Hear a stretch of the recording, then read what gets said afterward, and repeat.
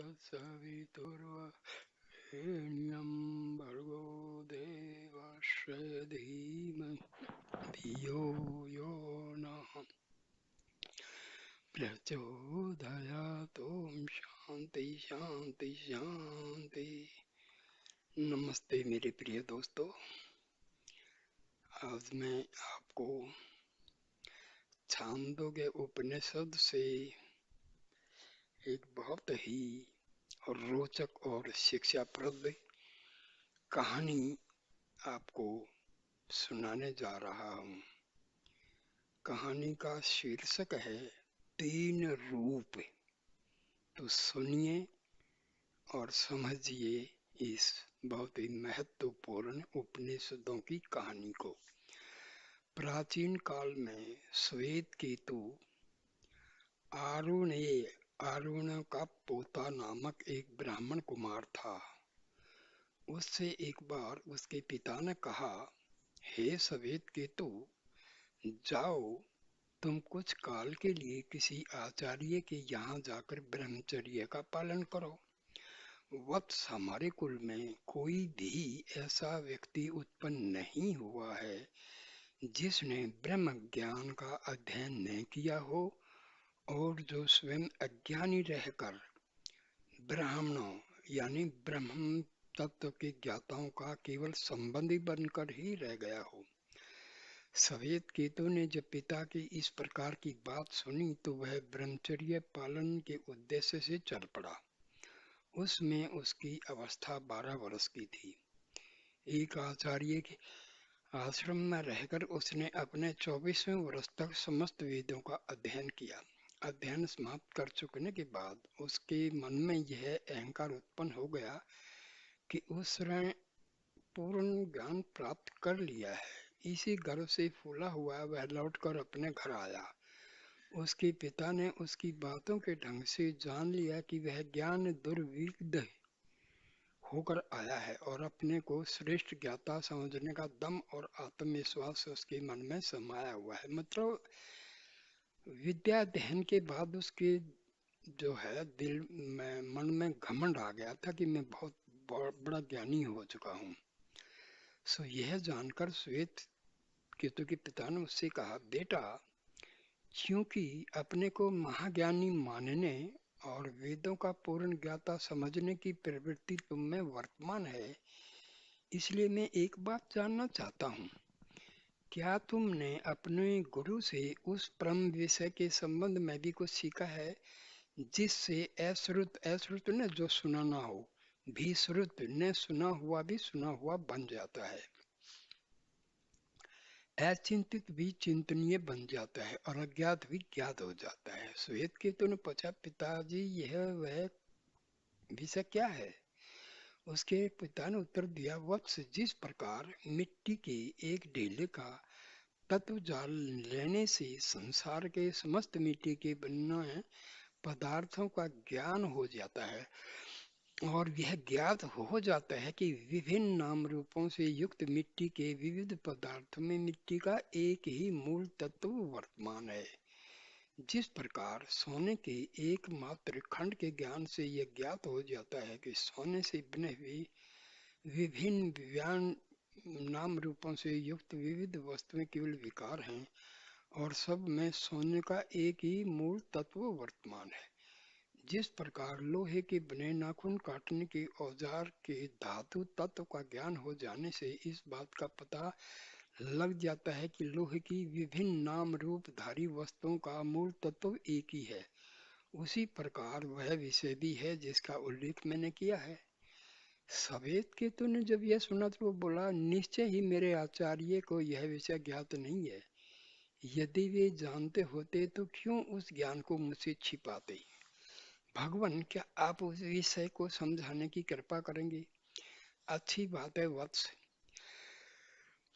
यह कहकर श्वेत केतु के पिता ने समझाना आरंभ किया। उन्होंने कहा, सौम्य, आरंभ में समस्त विश्व केवल सत रूप में विराजमान था, अर्थात सृष्टि चक्र का केवल एक मूल तत्व ही उसमें वर्तमान था। वह एकमात्र और अद्वितीय था। सृष्टि के समस्त बीज उसमें निहित थे और वह निर्गुण, निराकार, अव्यक्त और अनंत व्यापी रूप से स्थित था।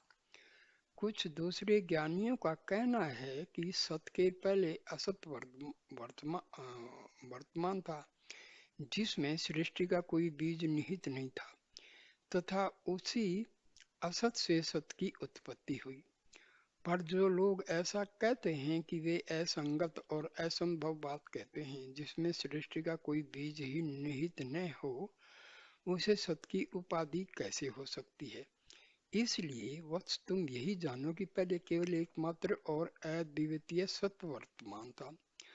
उस सत्य ने यह इच्छा की कि मैं बहुत रूपों में व्यक्त हूँ। यह इच्छा उसके मन में उत्पन्न होने पर उसने तेज की सृष्टि की। उस तेज ने यह इच्छा की मैं बहुत रूपों में व्यक्त हूँ। उसके ऐसी इच्छा करने पर जल की उत्पत्ति हुई। यही कारण है कि जब कभी तेज ताप द्वारा शरीर में उष्णता आती है या पसीना टपकने लगता है, तो उस ताप के कारण ही जल उत्पन्न होता है।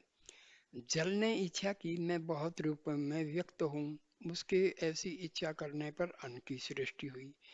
इसलिए जब जब कभी जहाँ कहीं भी वर्षा होती है, तब वहाँ अन्न अवश्य उत्पन्न होता है। जल से अन्न की उत्पत्ति होती है। श्वेत केतु ने जब इस विषय में अपने पिता से और अधिक विशद बातें जाननी चाहे, तो उसके पिता ने कहा, वत्स, समस्त प्राणियों की उत्पत्ति तीन रूप में होती है। अंडज, अंडों से उत्पन्न होने वाले जीव; जीवज, जीव से उत्पन्न होने वाले प्राणी; और उद्भज, मिट्टी के भीतर से उत्पन्न होने वाले पेड़ पौधे। सृष्टि के देवता ने यह इच्छा की इन तीनों में जीवात्मा के रूप में प्रवेश करके मैं विविध नाम रूपों से व्यक्त हूँ। मैं इनमें से प्रत्येक को विविध रूप में बदल दूंगा। यह इच्छा करके उसने प्राणियों के उन तीनों रूपों में जीव बनकर प्रवेश किया और उन्हें विविध नाम रूपों से व्यक्त किया। उन तीनों जीव तत्वों में से प्रत्येक तीन रूपों में किस प्रकार अभिव्यक्त किया गया, वह मैं तुम्हें समझाता हूँ।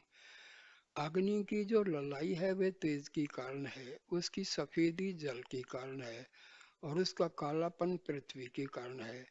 अग्नि का इस प्रकार विश्लेषण होने पर अग्नि अग्नि नहीं रह जाती। जिस प्रकार कपड़े का तार तार अलग हो जाने पर फिर वह कपड़ा नहीं रह जाता, इसी प्रकार अग्नि एक शब्द मात्र रह जाता है। वास्तविक जो कुछ है वह उसके तीन मूल रूप हैं, मूल तत्व हैं।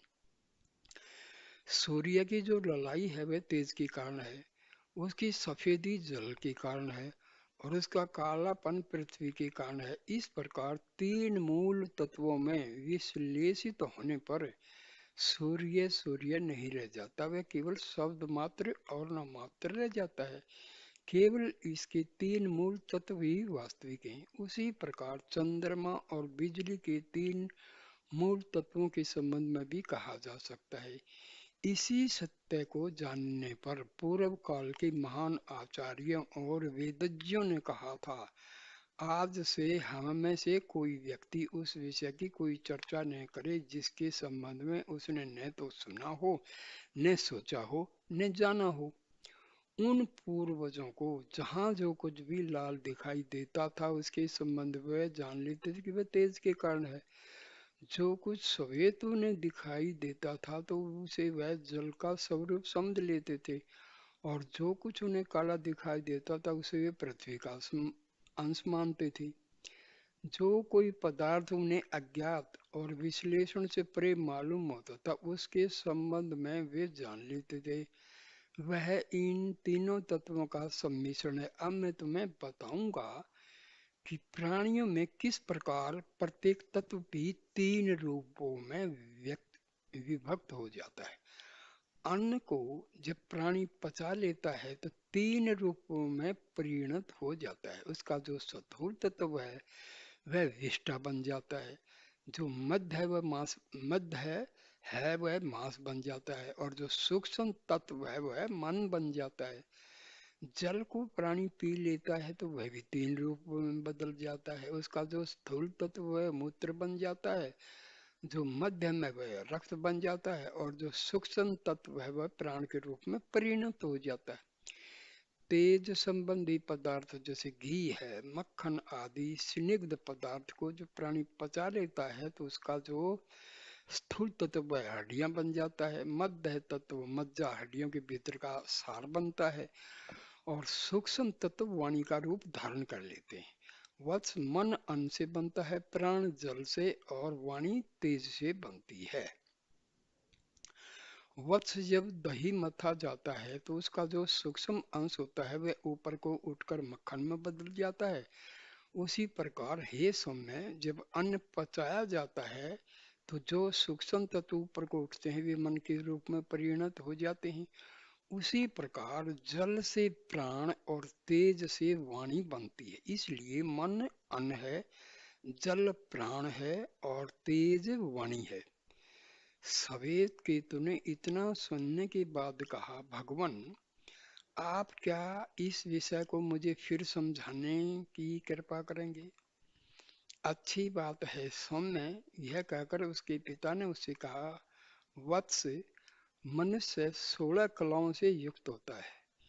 यह विषय मुझे तुम्हें समझाना है, पर इसके पहले यह आवश्यक है कि तुम 15 दिन तक अन्न ग्रहण न करो, पर जल अवश्य पीते रहो, क्योंकि प्राण जल में है। जल पीते रहने से अन्न खाने पर भी तुम प्राण धारण किए रहोगे। श्वेत केतु ने 15 दिन तक खाना नहीं खाया। उसके बाद वह अपने पिता के पास जाकर बोला, पिताजी इसके बाद मुझे क्या करना होगा? पिता ने कहा, बेटा तुम ऋक, यजु और साम मंत्रों को मुझे सुनाओ। श्वेत केतु बोला, पिताजी मुझे तो इसमें इन तीनों में से किसी की भी ऋचाएं याद नहीं आती।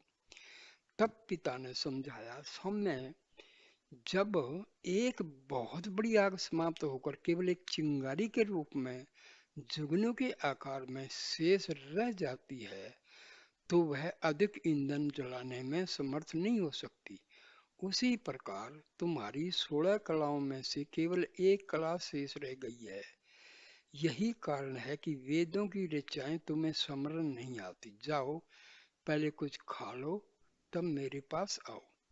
श्वेत केतु ने जाकर खाना खाया और तब वह अपने पिता के पास वापिस चला आया। उसके पिता ने वेद से जो कुछ भी उससे पूछा उसने बता दिया।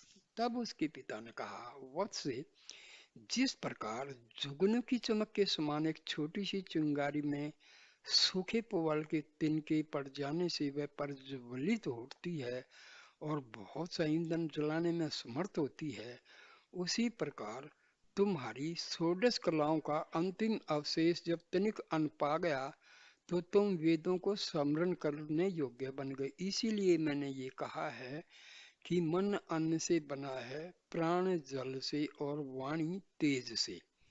श्वेत केतु इस प्रकार आलोच्य विषय को पूर्णतया समझने में समर्थ हो गया। तो इस कहानी में हमें बहुत बड़ी शिक्षा मिली है।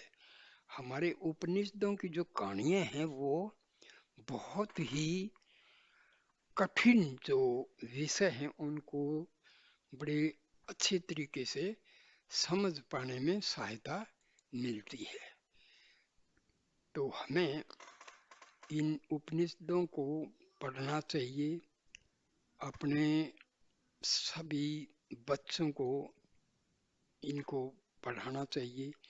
खास करके बच्चे कहानी के जो है ना बहुत ही इच्छुक होते हैं, तो उनको ये कहानियां जरूर जरूर सुनाएं, और इससे बच्चों के मनोरंजन के साथ साथ उनकी ज्ञान में भी वृद्धि होगी। तो कृपा करके मेरे दोस्तों, ये कहानियां बच्चों को आप अवश्य सुनाएं और समझाएं उनको कि इनका मतलब क्या है। तो इससे जो है बच्चों में संस्कार अच्छे पड़ेंगे और अपनी जो भारतीय जो सनातन धर्म है उसके बारे में उनका ज्ञान बढ़ेगा। वेदों में रुचि बढ़ेगी। शास्त्र, वेद शास्त्र, पुराण वगैरह, रामायण महाभारत की कहानियां आप हमेशा सुना कीजिए। सो नमस्ते मेरे दोस्तों। तो इस वीडियो को ज़्यादा से ज़्यादा शेयर कीजिए, लाइक कीजिए, कमेंट कीजिए और मेरे चैनल को सब्सक्राइब कीजिए। धन्यवाद।